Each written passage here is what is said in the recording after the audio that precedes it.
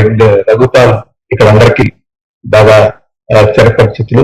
అటువంటి కామ్రేడ్ ని మనం కోల్పోవడం అనేది పెద్ద లోటుగానే ఉంటుంది. కానీ ఆ తరం నాయకులు చాలా మంది ఉన్నారు.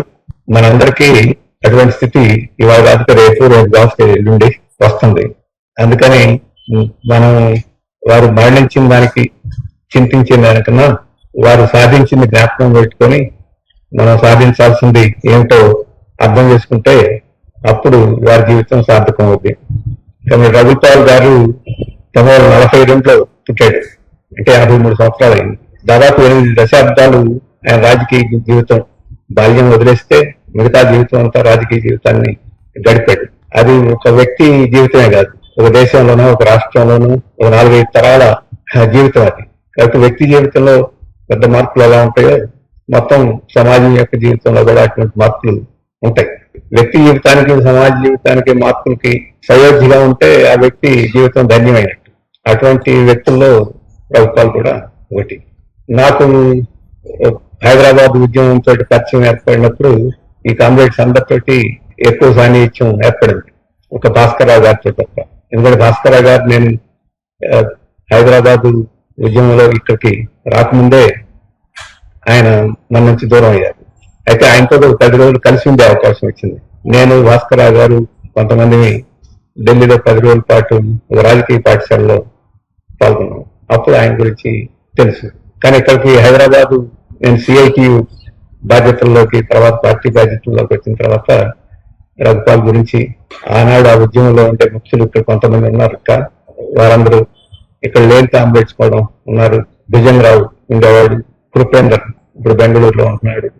ఇటువంటి కామ్రేడ్స్ అందరూ ఉండేవాడు, వాళ్ళకి సాన్నిధ్యం ఉండేది. అయితే రఘుపాల్ గురించి మన వినయ్ గారు చెప్పారు. రఘుపాల్ తోటి మాట్లాడాలనుకుని ఎక్కడున్నాడు రఘుపాల్ అంటే ఎక్కడున్నారని చెప్పేసి చెప్పేవాడు కాదు.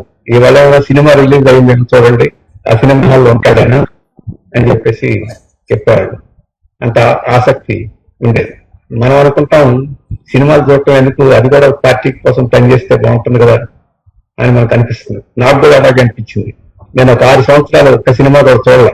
అప్పుడు విశాఖపట్నం నందూర్ ప్రసాదరావు గారు ఎమర్జెన్సీలో నన్ను సినిమాలకు పోదాం తీసుకెళ్లేవాడు. నేను రానండే. సినిమాలు చూడకపోతే నీకు జీవితం ఏం అర్థం అవుతాయా, ఏం అర్థం కాదు. సినిమాలు అనేవి చెత్త సినిమా అయినా దాంట్లో జీవితం ఉంటుంది. ఆ జీవితం ఏ కోణంలో మనం చూడాలి. జనం అందరూ సినిమాలు చూసి ఆ ప్రవాహంలో పెడితే మనం ఆ ప్రభావం నుంచి జనం పడేయకుండా అట్లా అని చెప్పేసి సినిమాలు తీసుకొచ్చింటారు. ఇప్పుడు చెప్పాడు రఘుపాల్ సినిమాలు చూసినా దాని విశ్లేషణ ఎన్ని చేయడం, సమాజం ఎన్ని చేసేవాడు. అయితే లోపల ఏంటంటే నేను చెప్పేవాడిని, ఓవరకు చూస్తే ఎట్లా లాభమయ్యా, దాని మీద రాస్తే కూడా బాగుంటుంది. ఎందుకంటే మనం ఎట్లాగో సినిమాలు తీయలేదు. ప్రత్యామ్నాయ సినిమా, ప్రపంచంలో ప్రత్యామ్నాయ సినిమాలు చాలా మంది తీశారు. కానీ పెట్టుబడిదారుల వర్గం సినిమాల మీద పెట్టుబడులు పెట్టి వాళ్ళు సృష్టించగలిగినంత స్థాయిలో మనం తీయలేం. అటువంటిప్పుడు ఆ సినిమాలను విశ్లేషణ చేసి మార్క్స్ పెట్టుబడిదారి వ్యవస్థను పెట్టుబడి గ్రంథం రాసి దాన్ని బట్టబయలు చేసి దాన్ని విమర్శించి ఎలా అర్థం చేయించేదానికి ప్రయత్నం చేశారో కనీసం మనం ఆ పని చేయాలి. సినిమాల గురించి, ఆ సినిమాలు ఏ వ్యవస్థకి ప్రాతినిధ్యం వహిస్తున్నాయి, ఏ అంశాన్ని ముందుకు తీసుకొస్తున్నాయి, దేన్ని మభ్యపడుతున్నాయి, దేన్ని వక్రీకరిస్తున్నాయి, ఈ విషయాలు మనం జనం చెప్పగలిగితే. అందుకని మనం సినిమా ప్రాధాన్యతని తక్కువ అంచనా వేయకూడదు. నేను మొన్న ఉదయాన్నే వాకింగ్కి వెళ్తున్నాను ఇందిరా పార్క్ కి. మీరు సినిమా హాల్ పేరు జ్ఞాపకం, ఆర్టీసీ క్రాస్ రోడ్ లో ఉదయాన్నే ఒక 1000 మంది కుర్రాళ్ళు అక్కడ ఉన్నారు. ఎప్పుడు చూడలేదు, 1000 మంది కుర్రాళ్ళు ఉంటున్నారు. ఏమిటంటే కొత్త సినిమా వచ్చింది, కలేజా 2 మార్చగలుగుతాం తప్ప సమాజం అంతా కొన్నితో తలపడుతుంటే వాటి నుంచి మనం దూరంగా ఉండి సమాజాన్ని మార్చాలని చెప్పేసి సాధ్యం కాదు. కాబట్టి రఘుపాల్ పని చేశాడు. అయితే ఇంకా సంపూర్ణంగా చేసి ఉంటే బాగుంటుంది. ఇప్పుడు ఆయన చేయకపోతే మనమన్నా చేయాలి. ఆయన చేసిన పని కూడా మనం చేయడం అది సమస్య. ఇప్పుడు ఆ ప్రభావం ఇంకా ఎక్కువైంది. ఇంతకుముందు సినిమా హెల్త్కి వెళ్ళి చూడాల్సి వచ్చేది. ఇప్పుడు మన స్మార్ట్ ఫోన్లన్నీ సినిమాలే, యూట్యూబ్ ఓపెన్ చేస్తే సినిమాలే. ఇప్పుడు అటువంటి నేపథ్యంలో ఈరోజు ప్రపంచంలో పెట్టుబడిదారి వర్గం ఈ అన్ని రకాల మీడియా, ఎంటర్టైన్మెంట్ మీడియాలు గతంలో లేనే ఇప్పుడు ఒక పెద్ద అస్త్రంగా సమాజాన్ని తన గుర్తుట్లో పెట్టుకోవడానికి వినియోగించుకుంటాం. అందుకని రఘుపాల్ గారు మనం జ్ఞాపకం పెట్టుకుంటున్నాం కాబట్టి ఆ సందర్భాన్ని బట్టి విషయాలు మీ దృష్టికి తీసుకొస్తున్నాను. అలాగే రఘుపాల్ చాలా పొట్టి, కానీ పొట్టివాడు చాలా గట్టివాడు. మనం పొట్టి అంటే సరుకు లేని వాళ్ళు అనుకుంటాం, చాలా గట్టివాడు ఆయన. వాళ్ళ కుటుంబం మొత్తం ఇటు ఎక్స్టెండెడ్ ఫ్యామిలీ, సొంత కుటుంబం అంటే తండ్రి వీళ్ళే కాకుండా చిన్నాములు పెద్దనాములు అటువంటి వారందరూ 64 సిపిఐలో ఎక్సెప్ట్ ప్రభుత్వాలు ఒక్కడ తప్ప. నేను మొన్న హాస్పిటల్కి వెళ్ళినప్పుడు వాళ్ళు చెప్తున్నారు, మేము రఘుపాలను పెట్టని ఇబ్బంది లేదండి, అతను ఎట్లయినా సిపిఐ నుంచి లాగి మమ్మల్ని చేర్చుకోవాలని చాలా ఇబ్బందులు పెట్టాం, ఏ ఇబ్బందులు పెట్టినా కానీ మేము లొంగదీయలేకపోయామని చెప్పేసి వాళ్ళు నాతోటి చెప్పారు. అటువంటి ఒకసారి ఒక ఆశయానికి కట్టుబడిన తర్వాత దానికోసం ఆయన ఫైట్ చేయడం, దానికోసం నిలబడటం, ఎన్ని ఒత్తిళ్ళు వచ్చినా తట్టుకోవడం అనేది సామాన్యమైన విషయం కాదు. ధైర్య సాహసాలు చాలా మంది ఉండొచ్చు, భౌతికమైన ధైర్య సాహసాలు, కానీ మానసికమైన ధైర్య సాహసాలు పట్టుదలంతం అంత సులభమని కాదు. అది శారీరక శక్తిని బట్టి ఉండదు, అది ఆశయ బలం బట్టి ఉంటుంది. అటువంటి పద్ధతిలో ఆయన కృషి చేశారు. ఇప్పుడు ఈ తరానికి కావాల్సింది అది. ఇప్పుడు ఆశయం మీద అంత ఆరోగ్య రఘుపాల్ గారి జీవితంలో ఆ కాలంలో ఉన్నంత ఆసక్తి ఆశయం మీద ఇప్పుడు యువకులకు ఏర్పడాలంటే చాలా కష్టమైన పని. ఎందుకంటే ప్రపంచంలో అభ్యుదయ భావాలకి, సోషలిస్టు భావాలకి, సమాజం ఖచ్చితంగా మార్పు చెందుతున్న ఆశకి ఇప్పుడు అంత సానుకూలమైన వాతావరణం లేదు, రకరకాల కారణాలతో. ఇటువంటి సానుకూలమైన వాతావరణంలో ఆశయం పట్ల నమ్మకం కలిగి ముందుకు పోవాలి అని చెప్పేసి రావడం అని చెప్పేసి చాలా ఇంకా మానసికమైన శక్తి కావాలి. అటువంటి మానసికమైన శక్తి యువకులకి ఇప్పుడు రావాలి. అటువంటి ఒత్తిళ్ళు వచ్చినప్పుడు మన కామ్రేడ్స్ ఎలా ఆరో పట్టుకున్నారు, మనం జ్ఞాపకం శాస్త్రంగా ఎలా ఉంటుందని చెప్పేసి మనం అనుకోకూడదు. పరిస్థితులు మారుతూనే వస్తారు. మీరు 2 రోజుల నుంచి పేపర్లు చూడండి. ఇప్పుడు ప్రముఖంగా ప్రపంచంలో అంతా చర్చ అంతా హార్వర్డ్ యూనివర్సిటీ గురించి చర్చ జరుగుతుంది. హార్వర్డ్ యూనివర్సిటీలో స్వేచ్ఛగా అభిప్రాయాలను చెప్పేదానికి అవకాశం అక్కడ ఇస్తున్నారు. అలాగే అన్ని రకాల రంగులు కలిగిన వాళ్ళు, జాతులు కలిగిన వాళ్ళు, దేశాలు కలిగిన వాళ్ళు అక్కడ హార్వర్డ్ యూనివర్సిటీలో చేరేదానికి అవకాశం అది ఆ యూనివర్సిటీ ఇస్తుంది. కాబట్టి ఇది తెల్లవాళ్ళకు సంబంధించిన యూనివర్సిటీగానే ఉండాలి. అభ్యుదయ భావానికి అవకాశం ఉండకూడదు. అలాగే మహిళలకి, నల్లవాళ్ళకి, ఇటువంటి వాళ్ళందరికీ ఇక్కడ ప్రత్యేకమైన సౌకర్యాలు ఉండకూడదు అని చెప్పేసి ట్రంప్ ఆదేశిస్తే వాళ్ళు అంగీకరించకపోతే దానికి ఇచ్చే డబ్బులన్నింటినీ ఆపేశారు. ఇదంతా ఒక ఎత్తు. అక్కడ పాలస్తీనాకి సంఘీభావం తెలియజేసినందుకు ఇద్దరు విద్యార్థుల్ని రస్టికేట్ చేసి వాళ్ళందరినీ ఎలగొట్టేశారు యూనివర్సిటీ నుంచి. ఆ రకంగా యువకులు ఇన్వాల్వ్ నొప్పొచ్చు అని చెప్పేసి అనుకున్నాం. కానీ నిన్న మీరు పేపర్లు చూస్తే వేమూరి మేఘ అమ్మాయి గ్రాడ్యుయేషన్ పూర్తి చేసి సర్టిఫికేట్ తీసుకునే సభ జరిగింది, గ్రాడ్యుయేషన్ సెరమనీ సభ జరిగింది. ఆ సభలో ఉపన్యాసం చేసింది పాలస్తీనాకి సానుకూలంగా. నువ్వు మానవత్వాన్ని చంపాలని ప్రయత్నం చేస్తున్నావు, మానవత్వాన్ని చంపడం సాధ్యం కాదు ఈ ప్రపంచంలో, మానవత్వం విజయం సాధిస్తుంది, పాలస్తీనా కూడా విజయం సాధిస్తుంది అని చెప్పి ఉపన్యాసం చేసింది అమ్మాయి. పాలస్తీనా మనిషి కాదు, లేదా ఇస్లాం మతానికి సంబంధించిన మనిషి కాదు.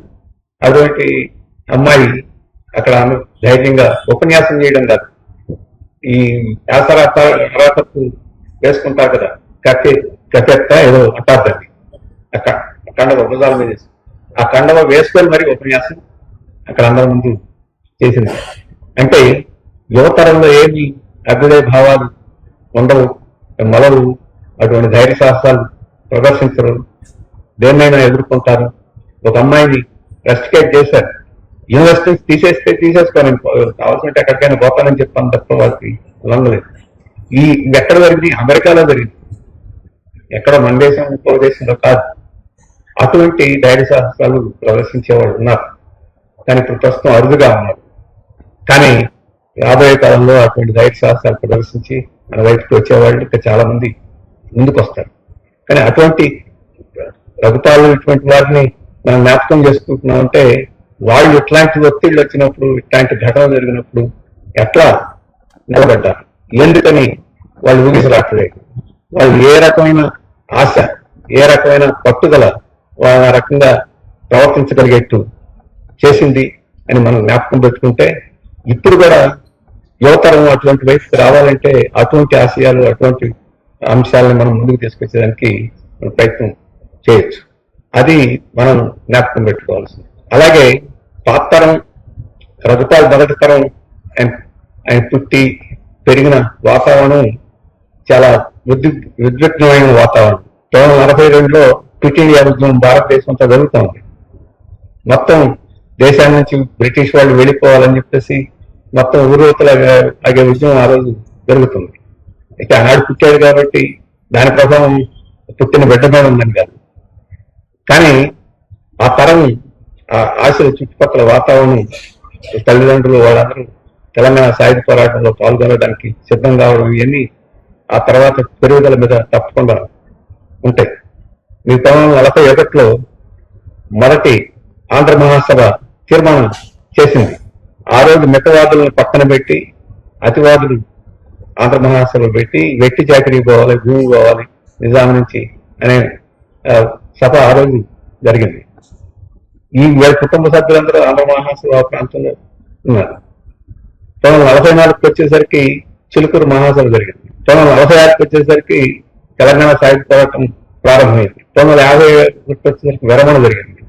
52లో ఎన్నికలు జరిగితే మొత్తం 40 స్థానాలు కమ్యూనిస్టులు హైదరాబాద్ సంస్థానంలో గెలిచారు. మళ్ళీ 57లో ఎన్నికలు జరిగితే ఒక తెలంగాణ ప్రాంతంలోని, హైదరాబాద్ సంస్థానం కాదు, తెలంగాణ ప్రాంతంలోని 22 స్థానాలు కమ్యూనిస్టులు గెలిచారు. 4,000 మంది తృణప్రాయంగా ప్రాణత్యాగం చేశారు. ఆ కాలంలో రఘుపాల్ లాంటి వాళ్ళు చాలా మంది తమ బాల్యాన్ని ఉన్నారు, ఆ వాతావరణంలో పెరిగారు, అప్పుడే చదువుల్లోకి వచ్చారు. మరి అటువంటి వాతావరణం వాళ్ళ మీద ఎంత ప్రభావం చూపిస్తుందో చూడండి. అందుకని కుటుంబాలు పిల్లలు అందరూ ఈ అభ్యుదయ భావాల్లోకి, ఈ ఉద్యమంలోకి ఆ కాలంలో వచ్చారు అని చెప్పంటే అటువంటి. కాబట్టి ఆ వలసవాదాన్ని, ఈ దేశాన్ని నుంచి వలసవాదాన్ని తొక్కబోలిపోతున్న అంత నిలబడగలగడానికి అది ముఖ్యమైన కారణం. ఆ రోజు మనం ఇప్పుడు అటువంటి తరం క్రమక్రమేణ ఒక్కొక్కరు మన నుంచి దూరం అయిపోతున్నారు. కానీ ఆ వలస వ్యతిరేక పోరాటం అనేది ఆ రకంగా ప్రజల్ని ఉద్యమాల్లోకి ఎట్లా ప్రోత్సహించిందనేది మనం జ్ఞాపకం పెట్టుకోవాలి. ఆ కాలంలో రఘుపాల్ యొక్క జీవితం ప్రారంభమైంది. తర్వాత మనకి స్వాతంత్రం వచ్చిన తర్వాత మళ్ళీ ఇంకొక 40 సంవత్సరాల పాటు ప్రజా ఉద్యమాలకి, దేశానికి ఎంతో ఆశాజనకమైన వాతావరణం ఆ రోజు బ్రిటిష్ వ్యతిరేక పోరాటంలో ఎంత ముఖ్యమైన పాత్ర కమ్యూనిస్టులు నిర్వహించారు. ఇక్కడ తెలంగాణ సాయుధ పోరాటానికి నాయకత్వం వహించిన, పునః వాయిదాకి నాయకత్వం వహించిన, అన్ని పోరాటాలకు నాయకత్వం వహించి బ్రిటిష్ వాళ్ళు ఈ దేశాన్ని వదిలిపోక తప్పని పరిస్థితి సృష్టించడంలో, జాతీయోద్యమంలో ముఖ్యమైన పాత్ర కమ్యూనిస్టులు నిర్వహించారు. ఆ కమ్యూనిస్టులు నిర్వహించిన పాత్రలో ఇప్పుడు రఘుపాల్, అలాగే అనేక మంది ఇతర భవిష్యత్ కమ్యూనిస్టుల యొక్క కుటుంబాలు ముఖ్యమైన పాత్ర. కానీ స్వాతంత్రం తర్వాత కూడా కమ్యూనిస్టులు ముఖ్యమైన పాత్ర నిర్వహించి దాదాపు ఒక 1947లో మనం స్వాతంత్రం వస్తే 1995 వరకు ఈ దేశంలో కమ్యూనిస్టులు తమ పాత్ర నిర్వహించకపోతే స్వాతంత్రం సాధించుకున్న అనేక దేశాలు ఏమైపోయినాయో మన దేశం కూడా అలాగే అయిపోయింది. వలసవాదం నుంచి చెందిన దేశాలు ప్రజాస్వామిక దేశంగా మిగిలింది, లౌకిక దేశంగా మిగిలింది అరుదుగా ఉన్నాయి మనకు భారతదేశం తప్ప. పక్కన పాకిస్తాన్ చూడండి, బంగ్లాదేశ్ చూడండి, ఈజిప్ట్ చూడండి, ఇండోనేషియా చూడండి, మలేషియా చూడండి. ఇవన్నీ మీరు ఒకసారి తిరగవేసి చూస్తే స్వాతంత్రం వచ్చి దానికి కమ్యూనిస్టులు అధికారంలో రాలేకపోయారే చైనా లాగా అని చెప్పేసి మనం బాధపడుతుంటాం. విప్లవం తీసుకురాలేకపోయచ్చు. కానీ ఈనాటి వరకు భారతదేశం ఒక ప్రజాస్వామిక దేశంగా, ఒక లౌకిక దేశంగా, ఒక ఫెడరల్ దేశంగా, ఇంత పెద్ద దేశం ఒక ఐక్యంగా ఒక దేశంగా ఉండడం అని చెప్పేసి అంటే స్వాతంత్రం తర్వాత కమ్యూనిస్టులు నిర్వహించిన పాత్ర మూలంగానే. ఈ కాలంలో రఘుపాల్ రాజకీయాల్లోకి వచ్చారు. రఘుపాల్ తరం రాజకీయాల్లోకి వచ్చింది. వాళ్ళందరూ చేసిన కృషి దీంట్లో ఉన్నది. ఆ రోజు అనుకున్నారు భారతదేశం ప్రజాస్వామ్యం అంటున్నారు, రాజ్యాంగం అంటున్నారు.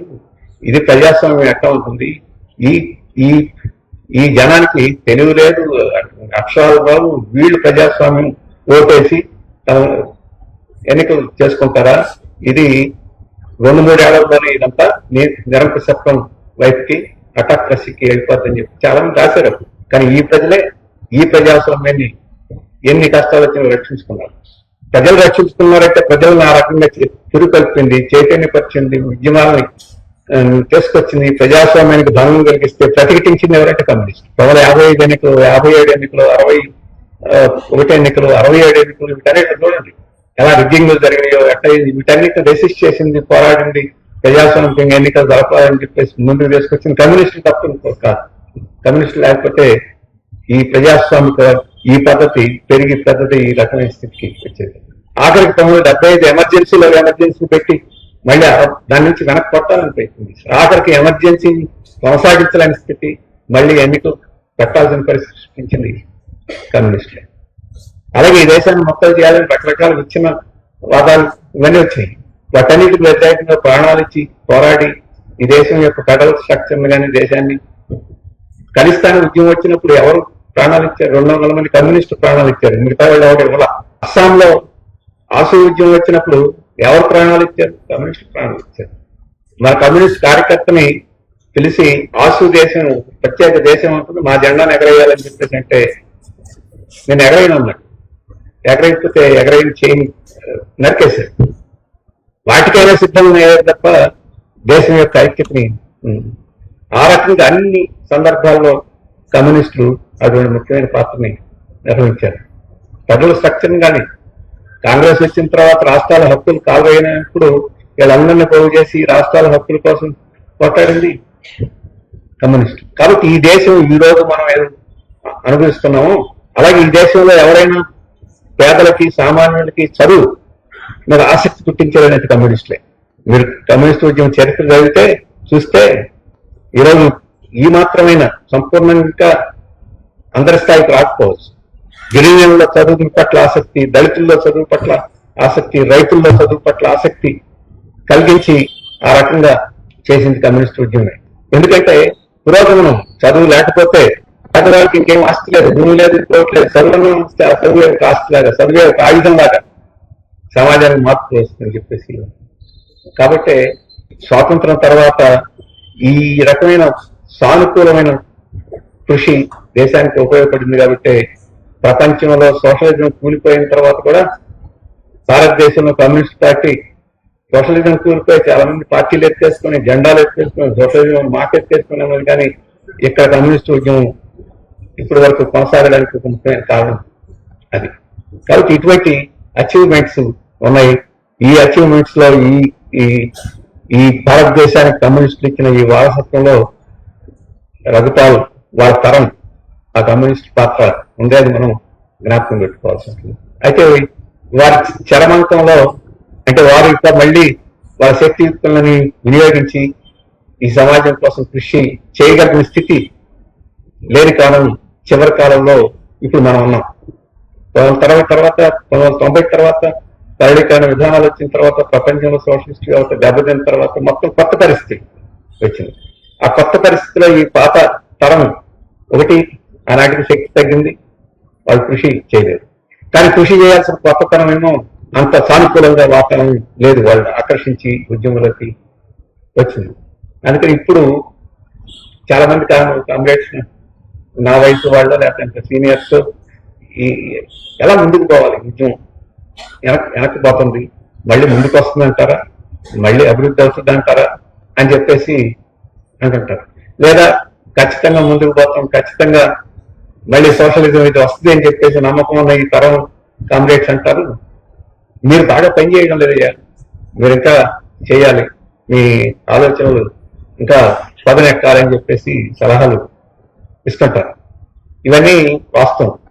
కానీ ఇప్పుడున్న ప్రపంచ వాతావరణం విప్లవోద్యమానికి విప్లవ భావాలని వాటంతటా స్పాంటేనియస్ గా పెరిగి పెద్దదయ్యి ఆ రకంగా ఉద్యమాన్ని వ్యాపించేదానికి అనుకూలంగా లేవు ఇప్పుడు వరకు.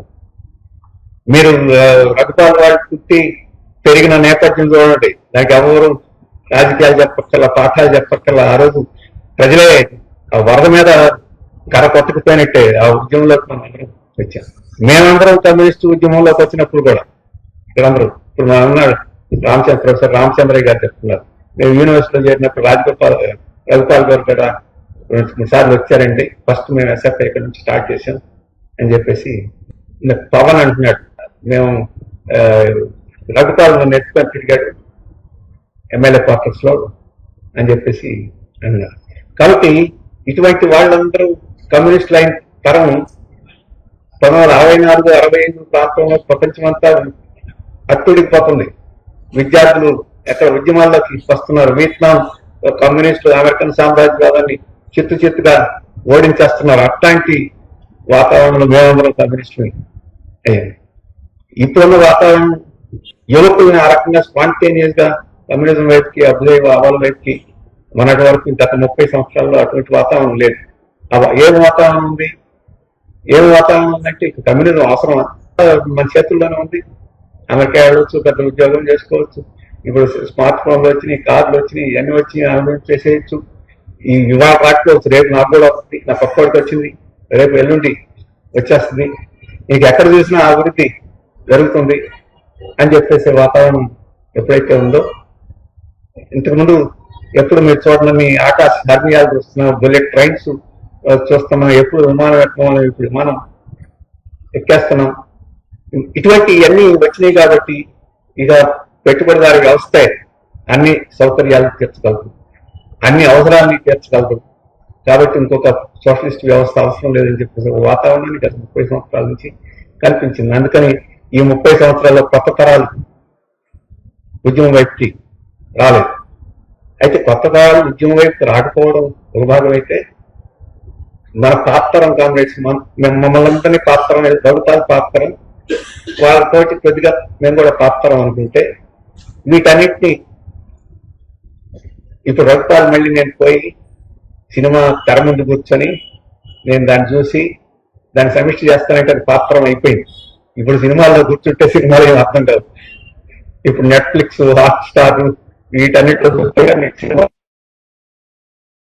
వీటిని అర్థం చేసుకోవడానికి, వీటిని తట్టుకోవడానికి ఇప్పుడు పెరిగిన సోషల్ మీడియా, లేకపోతే పెరిగిన web, digital media, artificial intelligence ఇటువంటివన్నీ వచ్చినాయి. వీటన్నిటిని పట్టుకునే పద్ధతిలో ఇంకా కమ్యూనిస్ట్ ఉద్యమం పాతరానికేమో వాటన్నిటిలోకి చొరబడి వాటిని అర్థం చేసుకుని వాటిని చేయగలిగే శక్తి తగ్గింది. వాళ్ళ రకంగా చేయగలిగిన పరిస్థితి లేదు. కొత్త తరం ఆ రకంగా చేయగలిగే స్థితి వచ్చిందంటే వాళ్ళు ఓవర్ హెల్ప్ అయిపోయారు. అందుకనే గత 30 సంవత్సరాల్లో ప్రపంచంలో కమ్యూనిస్ట్ ఉద్యమం, ఆ రోజు కమ్యూనిస్ట్ పార్టీలో చర్చ జరిగింది. సాయుధ పోరాటం తీసుకురావాలని ఆంధ్రప్రదేశ్ నుంచే నక్సలైట్లు ఎక్కువ భాగం, నాగిరెడ్డి వీళ్ళందరూ కలిసి పద్మాన్ ప్లేన్లో తీర్మానం పెట్టి ఇక ఈ ఎన్నిక లాభం లేదు, సాయుధ పోరాటం చేస్తే బాగుంటుందని చెప్పేసి అది చెప్పారు. ఆ రోజు సుబ్బయ్య గారు, బసవన్నయ్య గారు వాళ్ళు చెప్పారు, మీకు రాజ్యం గురించి అర్థం కావడం లేదు. చైనాలో సాయుధ పోరాటం లాంటిది కాదు ఇప్పుడు రాజ్యం. ఈ రాజ్యం చాలా మారింది. ఈ రాజ్యాన్ని ఎదుర్కోవాలంటే మనం అక్కడ బర్మార్ని, ఇక్కడ తుపాకిని పెడితే సాధ్యం కాదు. దీన్ని ఎదుర్కోవాలంటే ఎంతో మహత్తరమైన శక్తి మనం సంపాదించుకుంటే సాధ్యం కాదని చెప్పేసి చెప్పారు. నేను అప్పుడు గుంటూరులో ఇంటర్మీడియట్ చదువుతున్నాను. బసవన్నయ్య గారు ఉపన్యాసానికి వచ్చారు. కొంతమంది నక్సలైట్లన్నీ ప్రశ్నేశారు, మీరు తెలంగాణ సాయుధ పోరాటం ఆపేశారు, తుపాకులు దించేశారు, మీరు విప్లవం గురించి చెప్తారా అని చెప్పేసి ఆయన ప్రశ్నేశారు. సుందరయ్య గారు అయితే ఒక రకంగా సమాధానం చెప్పారు. ఆయన చెప్పాడు, ఈ గొడవంతా ఎందుకయ్యా, మీరు మనుషులను తీసుకురండి, మేము తుపాకులు తీసుకొస్తాం. విప్లవం వస్తుందన్నారు కదా, మేము తుపాకులు దించేసాం కాబట్టి ఇప్పుడు విప్లవం చేయడానికి తుపాకులు ఎక్కడ లేవంటున్నారు కదా, మీరు మనుషులను తీసుకురండి, మేము తుపాకులు తీసుకొస్తాం అని చెప్పాడు. అంటే ఆ రోజు అట్లాంటి చెప్పాడు. కానీ ఇప్పుడు రాజ్యం ఎట్లా ఉంది? ఇప్పుడు మనం అంటున్నా, అప్పుడు డ్రోన్లు లేవు, అప్పుడు లేబర్లు లేవు, అప్పుడు విమానాలు లేవు, అప్పుడు మిసైల్స్ లేవు. ఇప్పుడు ఈ రాజ్యం ఎంత పవర్ఫుల్ రాజ్యం అయింది. ఆ పవర్ఫుల్ రాజ్యాన్ని ఇప్పుడు ఎంత ప్రజల యొక్క ఎంత ఐక్యత సాధిస్తే దాన్ని ఎట్లా ఎదుర్కోలేదు అని చెప్పేసే పరిస్థితి మనకి అర్థమవుతుంది. అదే మావోయిస్టులు కావాల్సిన నాయకులు చెప్పారు, వాళ్ళు వెళ్ళలేదు. క్రమేణా దాన్ని చోట మూలకి ఒక సెంటర్లోని దాన్ని క్రష్ చేయాలని చెప్పి వాళ్ళు ప్రయత్నం చేస్తుంది పాలకవర్గం. కాబట్టి ఇప్పుడు అనేక మార్పులు, ఈరోజు మీడియాలో మార్పులు, ఆయుధాల్లో మార్పులు, అనేక భ్రమలు. ఇప్పుడున్న సమాజాన్ని ఒక మాటలో చెప్పాలంటే మాయా సమాజం. అంటే అసలు విషయం కనపడకూడదు, దాని మీద పొరలు కప్పి నీకు వేరే విషయంలో సమాజం కనిపించే పద్ధతులు వచ్చేసింది. ఈ పొర విడదీసి నేను అసలు చూసుకుని బయట పెట్టాలంటే అప్పటిలాగా చాలా కష్టపడాల్సిన పరిస్థితి వచ్చింది. అప్పుడు మన నాయకులు మాట్లాడితే లక్షల మంది పోగలేవాడు. అప్పుడు ప్రజాశక్తి పత్రిక అయితే అదే సత్యం, ఇంకో పత్రిక లేదు. ఇప్పుడు మన పత్రికలు ఎక్కడ ఉన్నాయో తెలియదు. ఇప్పుడు ఈ గుంజా పత్రికల్ని వస్తే అప్పుడు మన బాటా ఉపన్యాసం చేస్తే వినేవాడు. ఇప్పుడు బాటాలో ఉపన్యాసాలు అక్కడ వాళ్ళు క్యాసెట్ స్టూడియోలో రిహార్సల్ చేసి కూర్చోడానికి క్యాసెట్ చేసి చేస్తున్నారు. ఇతని ఈ మార్పులన్నింటినీ తట్టుకొని పోవాల్సిన అవసరం ఉంది. ఇక్కడ నేను చివరి చెప్తాను ఏంటంటే, ఇప్పటి వరకు 30 సంవత్సరాలు మనకి లంగర్ దొరకలేదు. కానీ నువ్వు చెప్పిన వేరు మేక లేకపోతే ఇటువంటి వారంలో మీరు ఉపన్యాసాలు చూస్తే పరిస్థితి మారుతుంది. మళ్ళీ యువతరం నీ కోసం నా కోసం చూడటం లేదు, రాఘవ కోసం రాఘవ కోసం చూసే పరిస్థితి లేదు. వాళ్ళే సమాజాన్ని అర్థం చేసుకుంటున్నారు, ఈరోజు ప్రపంచాన్ని అర్థం చేసుకుంటున్నారు, యుద్ధాన్ని అర్థం చేసుకుంటున్నారు, ప్రశ్నిస్తున్నారు. ప్రశ్నించడం కాదు, ఇప్పుడు మనం జైలుకి పోతాం అనేది తెలియదు. వాళ్ళు జైలు పోవడానికి ఉద్యోగం పోయినా పర్వాలేదు, చదువు యూనివర్సిటీలో చదువు నుంచి వెళ్ళగొట్టినా పర్వాలేదు, మేము దీనికోసం నిలబడతామని చెప్పేసి మీరు అన్ని వైపులు చూస్తున్నారు. మన దేశంలో కూడా చూస్తున్నారు. మళ్ళీ యూనివర్సిటీలో మార్పు వస్తున్నాయి. మళ్ళీ అద్భుతంగా ఉండే వాటిని యూనివర్సిటీలో తెలుసుకున్నారు, యూనియన్ ఎన్నికల్లో వాటిని తెలుసుకున్నారు. జైనీయుల దాన్ని నాశనం చేయాలని ఎంత ప్రయత్నం చేసినా మళ్ళీ అక్కడ ఆ ఉద్యమం కొనసాగుతూ ఉంది. కాబట్టి ఇప్పుడు ఇదెందుకు ఈ మార్పు వచ్చిందంటే, ఇప్పుడు దాకా భ్రమలు కల్పించిన ఈ సరళీకరణ విధానాలు ఇవి ప్రపంచవ్యాప్తంగా ఈ పెట్టుబడిదారి విధానం మనల్ని ముందుకు తీసుకెళ్తారనే నమ్మకం కొత్తతనానికి ప్రయోజనం చేసింది. ఎక్కడ చూసినా ఈరోజు ట్రంప్ అందరి మీద చలామణి చేసేస్తాడు. పాత వలస విధానం అంటే మనకు కూడా తెలియదు, ప్రభుత్వాలు తరానికి తెలుసు. ఇప్పుడు మళ్ళీ వలసవాదం అంటే ప్రత్యేకంగా చెప్పక్కర్లా, పలానాన్ని ఆక్రమించేస్తాను, గ్రీన్లాండ్ ఆక్రమించేస్తాను, గాజాలో టూరిస్ట్ సెంటర్ పెట్టేస్తానని చెప్పేసి మీరు అందరు నా మాట తీసుకొస్తే మీ అందరి మీద ఒక 50% ట్యారిఫ్ విధించేస్తాను, లేదా పాకిస్తాన్ ఇండియాని కూర్చోబెట్టేసి నేను చేయమన్నా చేసేసాను, గొడవపడి చేసుకున్నానని ట్రంప్ చెప్తున్నాను. అంటే ఒక వలసవాదం అంటే ఏంటో, ఓ కర్తనం అంటే ఏంటో, ఓ సామ్రాజ్యవాదం ఏ రకంగా ప్రపంచాన్ని శాసించుతో, దాన్ని ఆ రకంగా మన వ్యక్తిత్వాన్ని ఎలా నాశనం చేస్తుందో ఎక్కువ 3 దశాబ్దాల నుంచి మనకు చెప్పిన అర్థం కాల. ట్రంప్ 15 రోజుల్లో చెప్పేశాడు అన్ని. కాబట్టి అర్థమవుతుంది. కాబట్టి అటువంటి పరిస్థితి ఈరోజు రాబోతుంది. ఆ రాబోయే పరిస్థితుల్ని మనం అందుకోవాలి. మళ్ళీ వచ్చే ఈ చైతన్యాన్ని సరైన మార్గంలోకి మళ్ళించాలి. మళ్ళిస్తే సమాజం మార్పు సాధ్యమవుతుంది. అందుకని నేను చెప్తాను, కొన్ని దశాబ్దాల పాటు కొన్ని మార్పులు జరగదు, నేను అంత ప్రయత్నం చేసి కొన్ని సందర్భాల్లో దశాబ్దాల పాటు జరగని మార్పులు 10 రోజుల్లో జరిగిపోతుంది. అట్లాంటి మార్పులు కూడా వస్తాయి. మార్పులు రావాలని చెప్పేసి అనుకోవాలి. అందుకని పాత్రం నాడు చేసేసి అప్పుడప్పుడు పాత్రమానికి నిరాశ కలుగుతుంది. నిరాశ ఎందుకు జరుగుతుందంటే, నేను రేపో మాత్రం ఎక్కువ ఈ లోపల ఇతర జరిగితే బాగుంటుందని అర్థం మనుషులకి. మనకు అందరికీ ఎట్లా ఉంటుందంటే, వయసు దాటిన తర్వాత మనం రేపో మాత్రం వెళ్ళిపోతాం. ఈ లోపల ఏదైనా మంచి మార్పు వచ్చి మన కళ్ళపై ఏదైనా జరిగితే బాగుంటుందని చెప్పి అనుకుంటాం. జరగవచ్చు, జరగకపోవచ్చు, కానీ జరగదు అని చెప్పేసి అనుకోవాల్సిన అవసరం లేదు. చరిత్ర మీద అంతా చూస్తే ఎన్ని మార్పులు, ఎన్ని వెనకబాట్లు, ఎన్ని ప్రతిఘాతాలు ఇవన్నీ జరిగాయి. అన్ని జరిగిన తర్వాత సమాజానికి పోతుంది అని మనం జ్ఞాపకం పెట్టుకుంటే తప్పకుండా ఆశాజనకంగా ఉంటుంది. ఇప్పుడు నేను చెప్పినట్టు మూడు దశలు దాటింది. 4వ దశలో ప్రవేశించాం. 3 దశల్లో రాజపాలు తరం మన మధ్య ఉంది. ఇప్పుడు 4వ తరంలోకి ప్రవేశిస్తున్నాం. బహుశా 4వ తరంలో ఎక్కువ మంది ఉండే అవకాశం ఉంటుంది. 4వ దశలో ఖచ్చితంగా మనం అటువంటి సానుకూలమైన మార్పుని ప్రపంచవ్యాప్తంగా వస్తుంది. దాంట్లో మనం ఉంటాం. ఆ దాంట్లో నుండి ఈ కొత్త తరాన్ని మనం మన వైపుకి ఆకర్షించేదానికి మనం చేయాల్సిన ప్రయత్నం చేస్తే అప్పుడు రక్తాలు మనం జ్ఞాపకం పెట్టుకున్నట్టు, ఆయన్ని ఆశయాన్ని ముందుకు తీసుకెళ్ళినట్టు అవుతుంది. ఆ రకం విషయాలని చెప్పేసి అదే ఆయనకి నిజమైన నివాళని చెప్పేసి నేను భావిస్తూ సెలవు. Welcome to our YouTube channel. Don't forget to like, subscribe and share the videos.